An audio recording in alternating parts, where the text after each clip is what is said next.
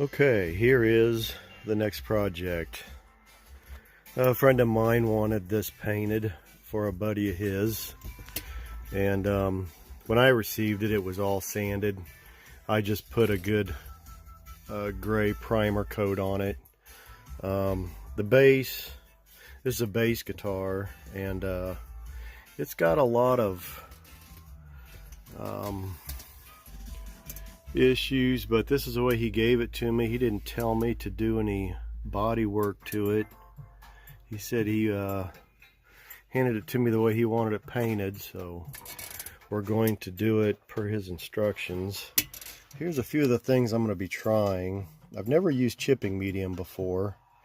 We have various rust mediums. This is AK red brown, clear orange, it's like an orange candy, gunmetal. He wanted it done in pewter, and I cannot find quality pewter colored airbrush paint out there anywhere. So the closest I could find is a gunmetal. I've got gunmetal gray, or what was that other one? It's just straight gunmetal. I'm going to see which one's closer to pewter and go with it. But I've got some lines drawn on here. These are going to be the outlines for the future metal panels. It's going to be a metal panel, rusty, grungy. He wanted it kind of rustic looking. So I've got some rough lines painted on there. I just got a bolt hand tightened into the bottom neck strap screw, and I've got that screwed up to the joist. So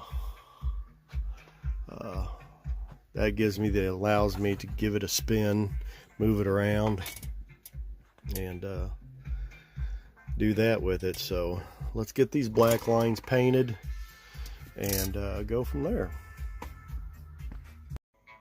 Okay, now that we have this pinstriped front and back, and I'll tell you what, this was a challenge.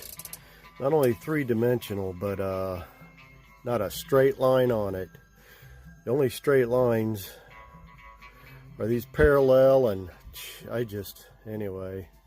So make sure that these masking lines are all down good.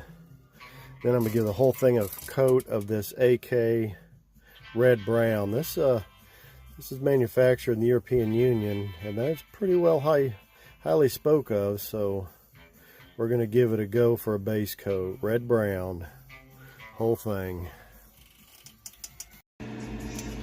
Okay, so we have the full coverage of the dark rust, both sides. And now we're going to give it some accents. As we know, rust is not one color. We need this to look natural, so we're going to throw on some accents. Okay, now what we have is, let's see here, a little bit of Mecha weathering, dark rust wash. But the best one that I've had success with is, where to go here, is rust texture, right here. Mecha Vallejo rust texture matte. So I got this here, it's watered down pretty good, and we're just throwing some rusty stuff on here.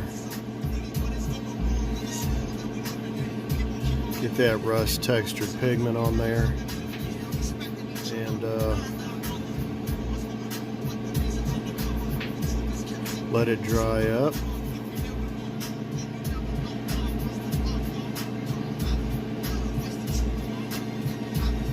And you see right there at the end where it puddles, that's where you get a lot of good pigment there.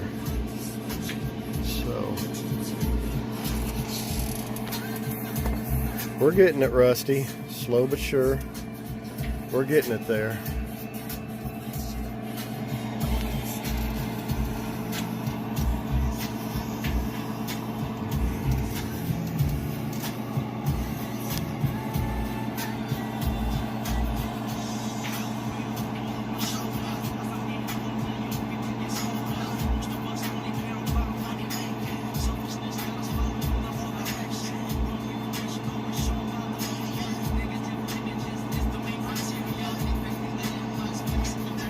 the majority of this will not be seen.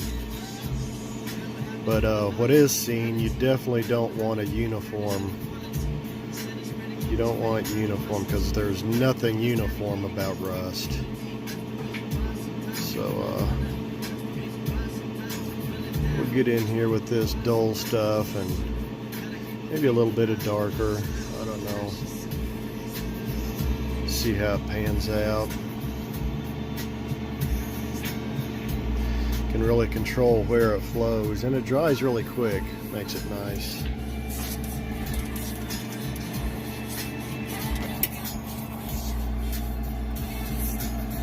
I don't like this at all.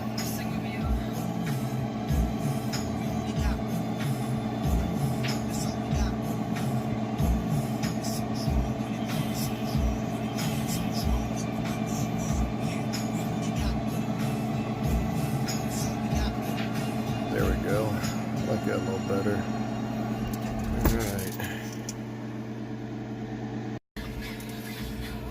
Well, I think we're done roaching it out. I'm gonna let that dry, and that's about as jank, rusty, grungy as you can get. So a little bit of burnt umber, a little bit of what else here? Yellow ochre, and grunged it up. I guess the next, from here out, it gets a little more technical, a little slower. I'm going to have to take one panel at a time, seal it with the chipping medium, spray it with the top coat, and just take my time and work it. Alright, so far so good.